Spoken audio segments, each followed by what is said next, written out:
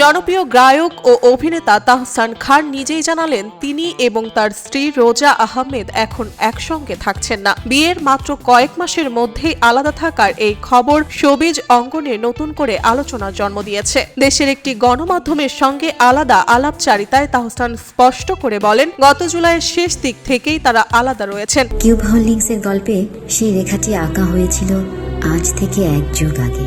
নকশাই আমাদের ভাষা। Cube holdings limited. যদিও এই মুহূর্তে বিষয়টি নিয়ে প্রকাশ্য বিস্তারিত কিছু বলতে চান না তিনি। গেল বছরের শুরুতেই গুঞ্জন ছাড়াই হঠাৎ বিয়ের ঘোষণা দিয়ে সবাইকে চমকে দিয়েছিলেন তাহসান খান। মাত্র 4 মাসের পরিচয়, তারপরে প্রেম, অবশেষে পরিণয় ঘটে 2025 সালের 4 জানুয়ারি। কিন্তু পরিণয়ের 7 মাসের মাথায় পরিস্থিতি হয় অন্যরকম। তাহসান ও রোজা সিদ্ধান্ত নেন আলাদা থাকার। বিয়ের কয়েক মাস যেতে না যেতেই তাদের সম্পর্ক নিয়ে শুরু হয় নানা প্রশ্ন। গুঞ্জন ছিল দুজনের মধ্যে সবকিছু ঠিকঠাক চলছে না।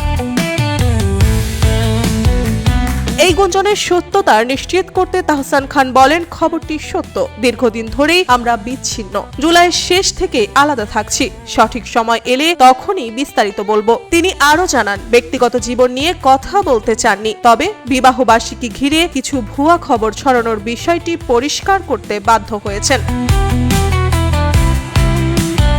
তাহসান আরো জানান, আমার মানসিক অবস্থা খুব একটা ভালো না। আমি কোনো অ্যানিভার্সারি সেলিব্রেশন করিনি। যেসব খবর এসেছে সেগুলো ভুয়া। গায়কের ভাষ্যমতে অস্ট্রেলিয়া ট্যুরে যাওয়ার আগেই আলাদা থাকার সিদ্ধান্ত নেন দুজন। সেই সময় থেকেই তিনি গান ও সামাজিক যোগাযোগ মাধ্যম থেকে অনেকটাই দূরে। করেছেন একা ভ্রমণ, সময় কাটাচ্ছেন বই পড়ে।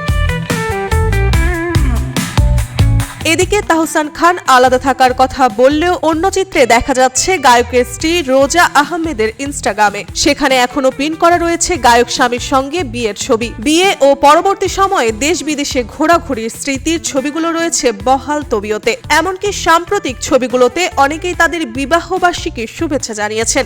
এতে করে প্রশ্ন উঠছে, তবে কি এখনো আশা ছাড়েননি রোজা? নেটিজেনরা মনে করছেন, ইনস্টাগ্রামে যুগল ছবি রেখে দেওয়ার অর্থ হতে পারে এই সম্পর্ক পুরোপুরি শেষ হয়ে যায়নি। তবে এ বিষয়ে রোজা আহমেদের পক্ষ থেকে এখনো কোনো বক্তব্য পাওয়া যায়নি।